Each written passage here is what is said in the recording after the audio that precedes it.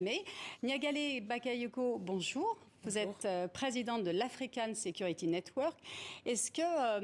Comment justifier ce refus de rencontrer la délégation de la CEDEAO?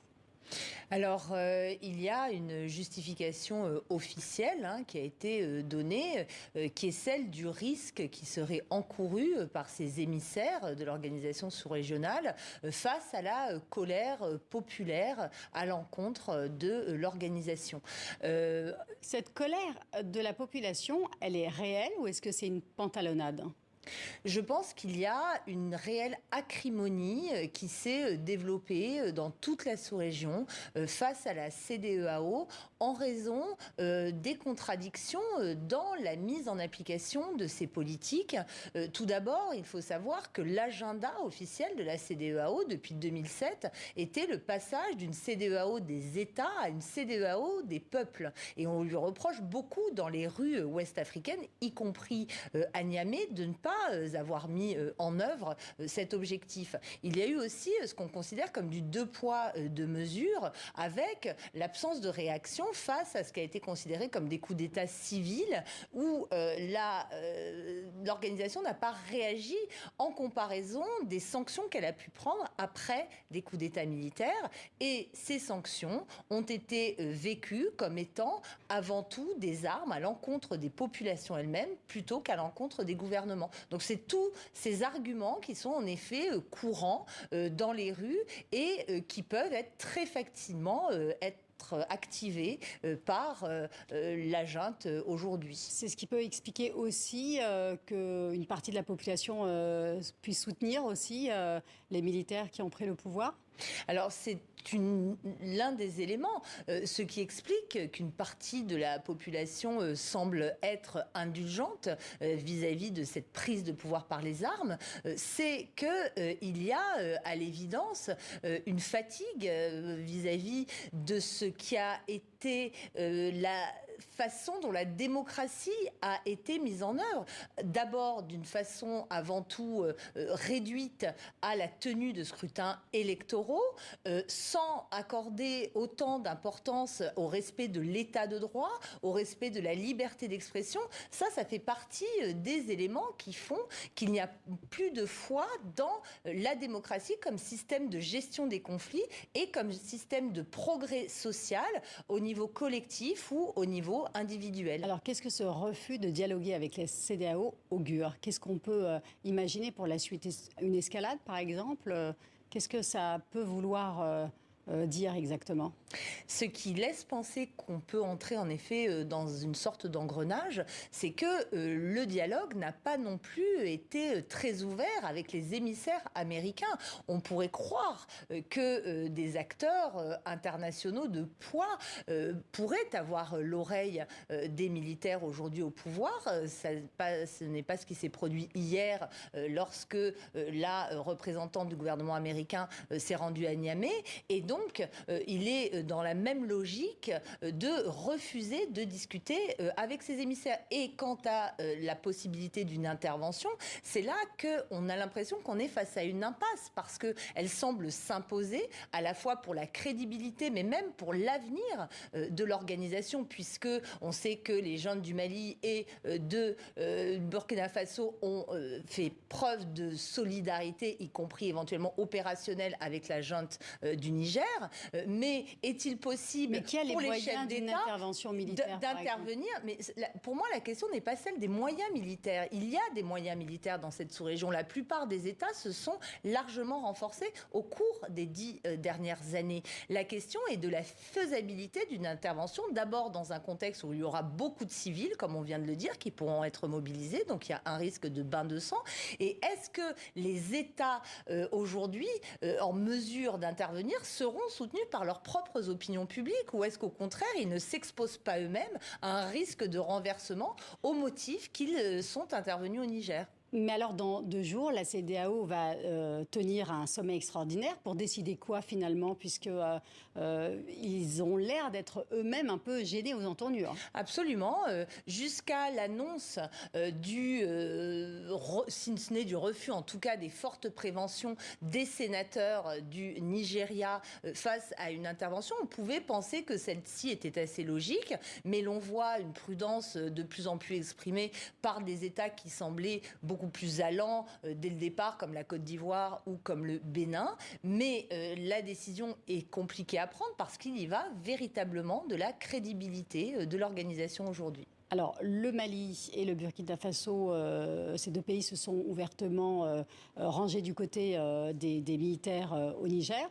Quel type de soutien peuvent-ils apporter ? Alors, Ils ont parlé de solidarité. Alors, qu'est-ce que ça veut dire exactement? C'est juste un soutien diplomatique ou est-ce que ça peut être davantage? Ils ont parlé de solidarité tout en indiquant qu'une attaque contre la junte au Niger serait perçue comme une agression contre eux, ce qui est fort en termes de déclaration.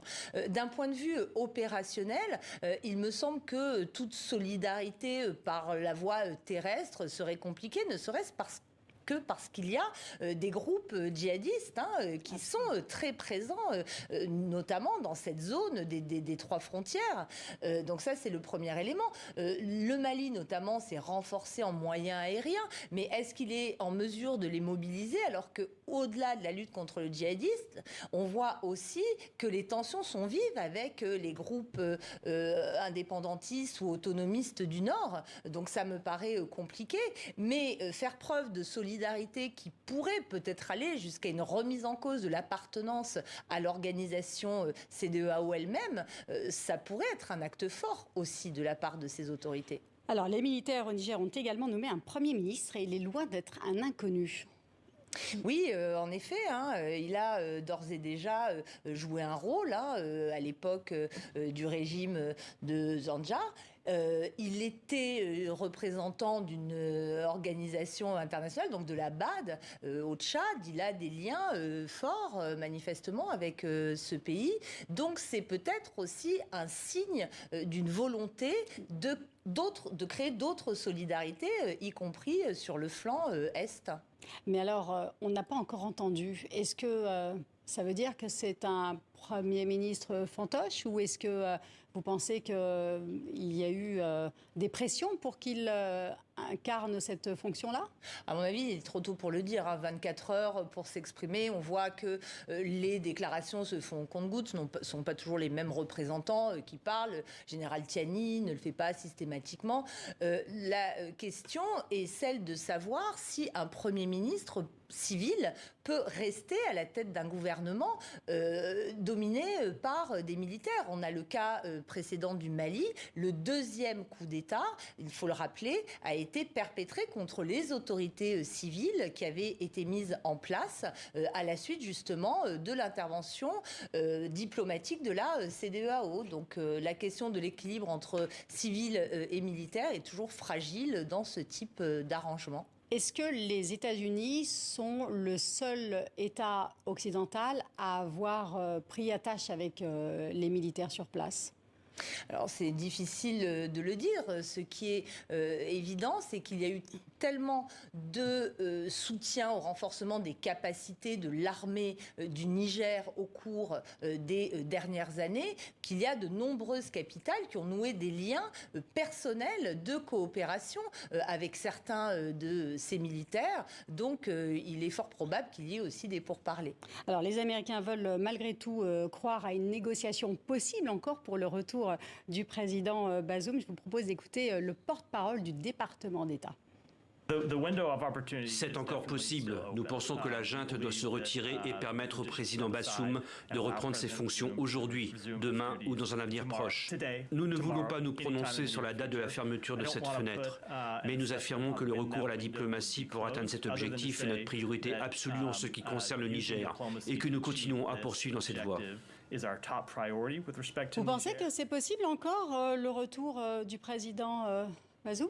Ce qui est difficile, c'est qu'il y a eu peu de manifestations de soutien, notamment populaires. Vous pensez que c'est possible, ça, de manifester en faveur du président? Alors, exactement. C'est difficile dans le cadre d'un état d'exception. On a vu quelques manifestations dans la région de Tawa, notamment, où le parti du président, le PNDS, est plus fort qu'à Niamey, qui est une ville de l'opposition. Mais non, bien entendu, c'est compliqué. Mais même sur la scène internationale, il y a des expressions de solidarité, mais on le voit, qui s'expriment peu dans les actes, finalement. Donc, un rétablissement dans la situation ex-ante paraît aujourd'hui difficile.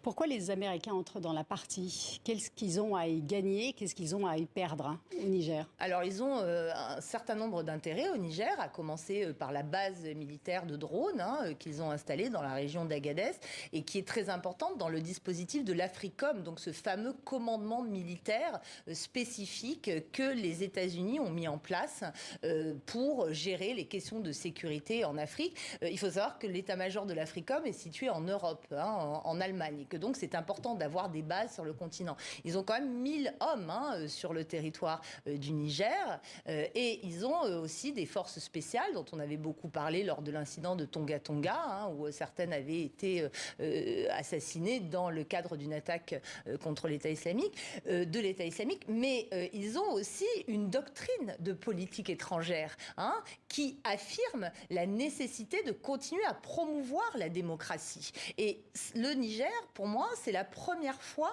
qu'ils démontrent leur volonté de traduire en actes cette stratégie et bien entendu, on l'a vu dans les déclarations aussi, de contrer l'influence russe qui les préoccupe bien entendu aussi.